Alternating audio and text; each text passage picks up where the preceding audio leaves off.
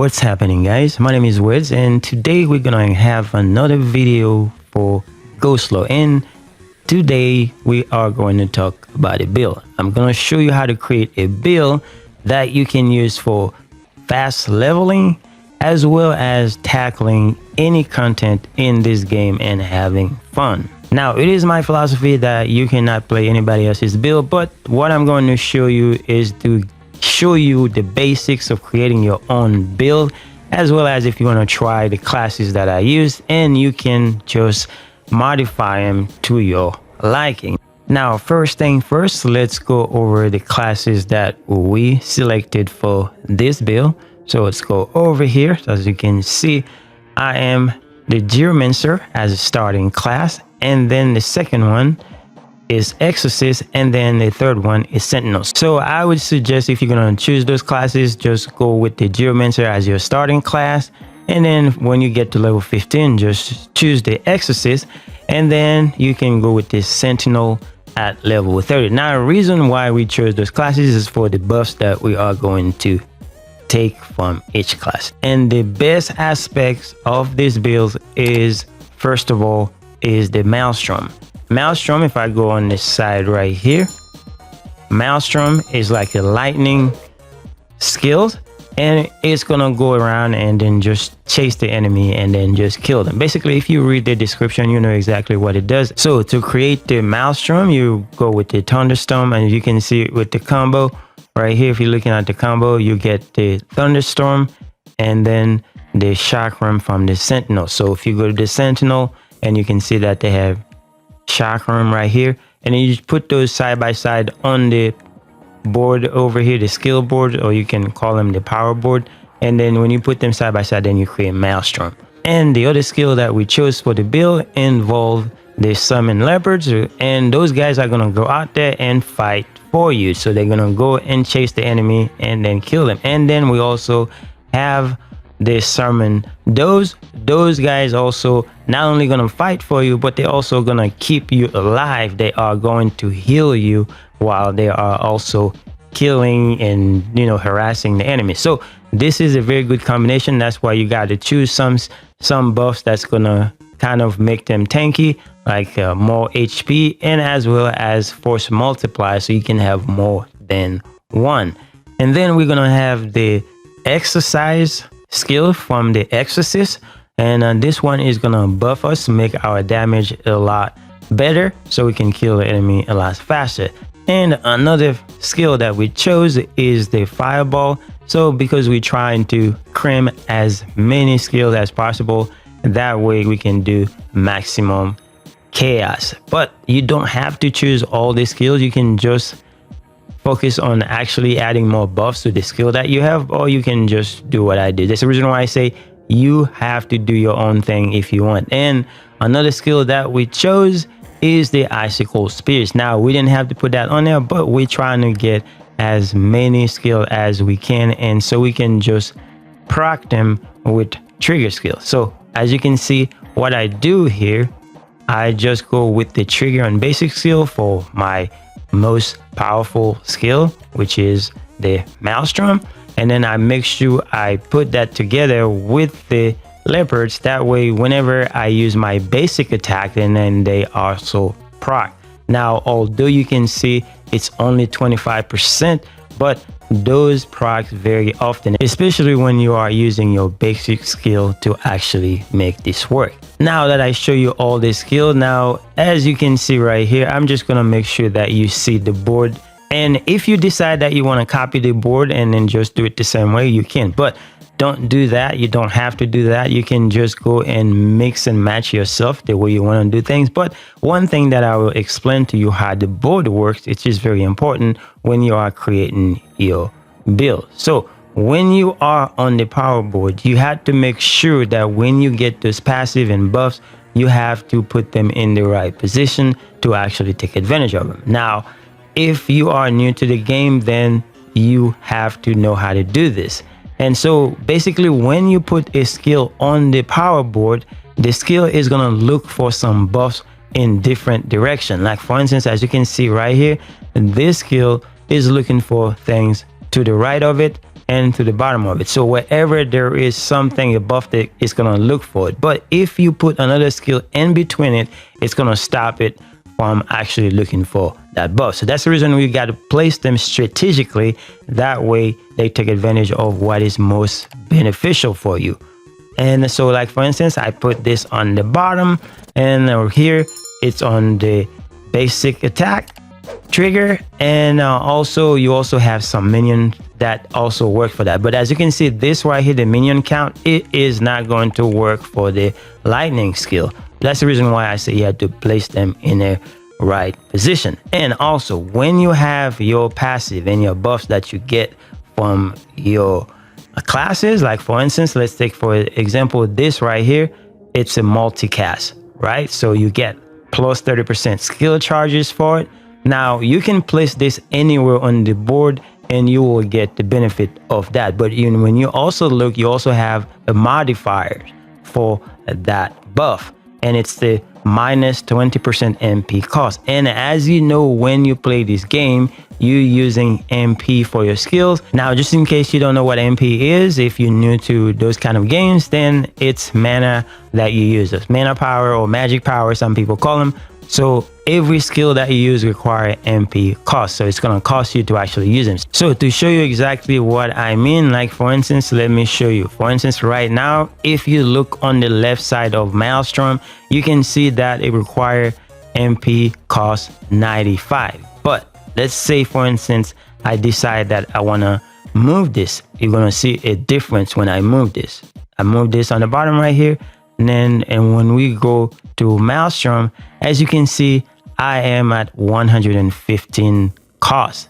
That's because now the buff is not there aligned with the skills and it's not taking it. Then so I'm gonna use more MP to actually use that skill. But if I move it back up there, then all of a sudden I got the reduction. So now you get to 95. That's the reason why you got to align them. Also, you just got to play around with the board to see which one is more beneficial where you place them. Like for instance, this right here, the lightning, it should be up there. So most likely I'm going to put it up there and then just get rid of one of these elemental effects. So, but if I do that, then I lose the 135 elemental effects.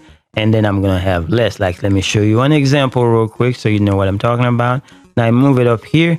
So I'm going to move from 135 to 105. So it's a matter of the choice that you want to make. You can just do that or you cannot do that if you don't want to, but it's a matter of your own choice. Now that I show you exactly about the board, how this works, I think you should have enough knowledge to actually make this work. Again, just do it the way you want, but as long as you use the skill, then I think you are going to be good.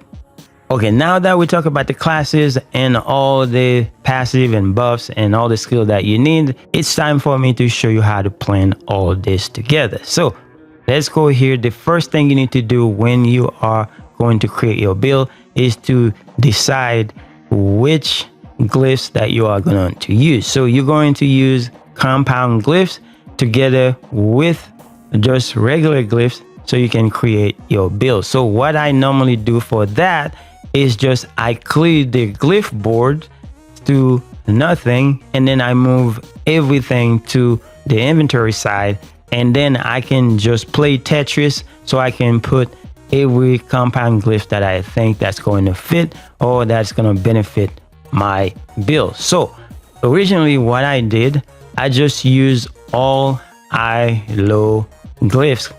High-low gives you a lot of critical chance and a lot of critical hit damage. So when you are leveling up, so you can just put as many as those as possible. That way you can do more damage.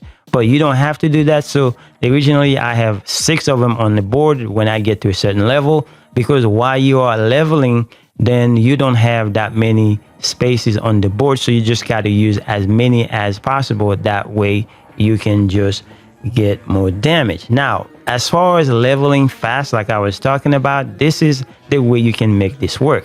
So what I do, what I was leveling to actually leveling a lot faster, I just choose pieces of gear that have XP multiplier. Like for instance, my weapon, I make sure even though I'm using this build where it will be more beneficial to actually use a bow, because this is not a melee build, but I'm using a spear so I can get just close to the enemy.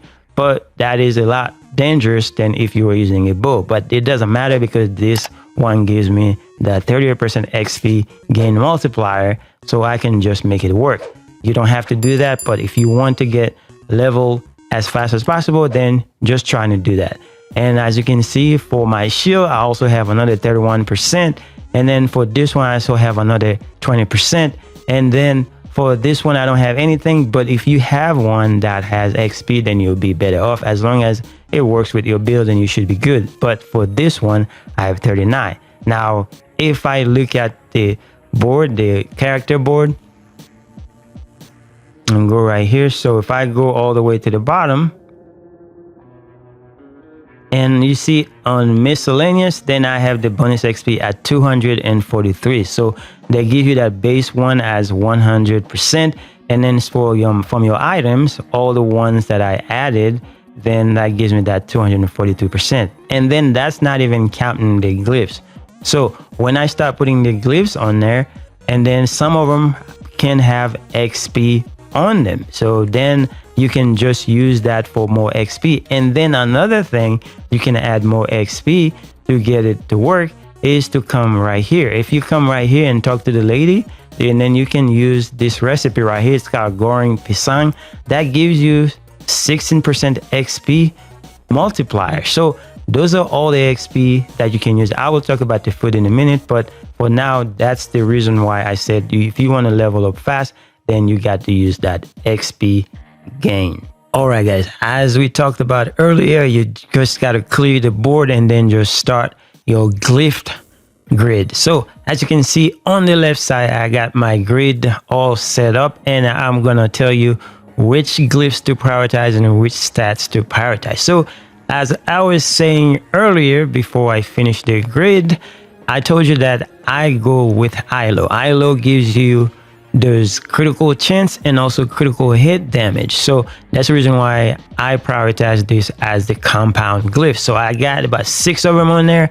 And when you have 6 of them on there, you'll get about 30% of crits. So that's the reason why I got this on there. Now, another glyph that I prioritize just for the sake of defense is Moku. So Moku looks like this. As you can see right now, you got some HP steal and also some MP steal, because as you know, with any build, you're going to use MP and you want to keep stealing those MP and HP so you can stay alive. It makes you very, very tanky. And as you can see in some of the gameplay, you can see that the health bar is going in and out, keep coming, it stays fixed. And sometimes if I'm about to die, then it would come right back, and the MP, just like it's very good. So that's the reason why, you stack all the things. Now, after that, the next thing you need to prioritize is accuracy. Now, accuracy is important for any build, because simply you have to be able to hit things. So if you cannot hit anything, then you're not going to do any damage. So that's the reason why make sure you get yourself at least 100% accuracy before you prioritize anything else when it comes to the stats that you want on your regular glyph. So as you can see, for instance, let's see for the first one right here. Now, what we told you to put Utala and all this stuff. So you just have to prioritize which one of the 4 buffs that you want to activate. So for me, I activate the Utala, Sona, that's a given, and then Selly and then Pakala for that 10% additional lightning damage, because the builds focus on lightning damage as well. So that's what I do for the ILO.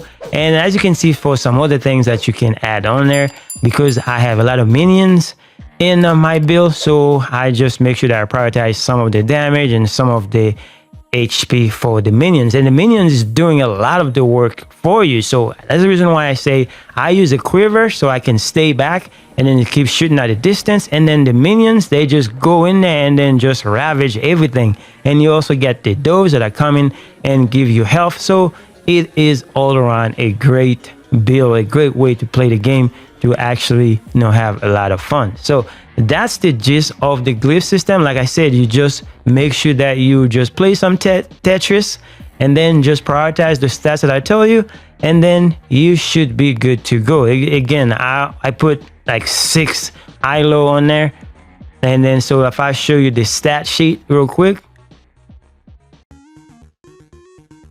see, the stat sheet is not that impressive, but as you can see in the gameplay, I kill the enemy real fast. Like I said, I was talking about accuracy. As you can see right here, I'm at 162%. But it is what it is, because the game gives you some, and then you just have to make sure you are at least at 100%. That way you can hit your target. So that's what's important. And as you can see right here, even though I have all these glyphs on there, the ILO glyphs, I'm still at 27%. But you also have a multiplier on there that actually gonna help you out. So that's the reason why you have to make sure you get some crit multiplier in your build, as well as just stack those ILO glyphs, and you should be good to go. Now that I show you everything about the build and what needs to be shown and to make this work, now it's time for me to give you some tips on things that can make things a lot better for you. Now, first thing first, now if you don't like the classes that I showed you, then you can just change it. All you gotta do, just find a vendor like this guy right here. So you can do this guy right here, and you can see he's selling this thing called self-help book for 80,000 coins. So once you get 80,000 coins, you can just come here and then you can reset all your classes, and you will be able to just switch whatever class you want. You can buy one for 80,000 coins, and then once you use it, that's it. Then you have to just have more coins to buy another one. So that's how this works. So the main thing is, if you don't like your class, then you can reset them to actually pick different classes. That's the good thing about that. Now, another thing that you should not neglect, I already talked about this earlier, but I'm just going to show you this right here. So for the food buff, so just make sure that you come here and then use whatever is going to benefit your build. So it's easy to forget that this exists in the game. So make sure you come here and see what you have available, and then just make sure you fill this up, because you can only have 6 at a time, but just make sure you choose 6 that actually gonna help you out. For me, for my build, I just got some movement speed, and I also have some HP per second. The reason why I have those on there, because HP and MP, if you can get this is permanent. You never have to worry about it, because you're not going to change your gear unless you change it. So this is going to be there all the time. That's going to make you a lot tankier than you would be. So that's the reason why I choose this. Both MP gain per second and HP per second. Just find those recipe and then just put them on there. That way you can have more health if you so choose, but you don't have to. And also, elemental resistance is very important. So if you have the recipe, just make sure you put that on there. So as you can see, they sometimes based on RNG, you can see this one has 3 elemental resistance and this one have 19. So you never know what you're gonna get, but the thing is, just make sure you at least put some on there to actually help you out, because this is very important to actually when you're fighting and you don't get killed very easily. So that's the reason why you just got to pick the right one. Anyway, guys, that's all we have for this build. So hopefully you give it a try, or at least try to do something similar to that. And let me know in the comment section what you're rocking right now, what kind of build you're doing, and if you're going to give this a try, or if you have something similar, if you have tried something like this before, and tell me how you like it. Anyway, thanks for watching. I will see you guys in the next one.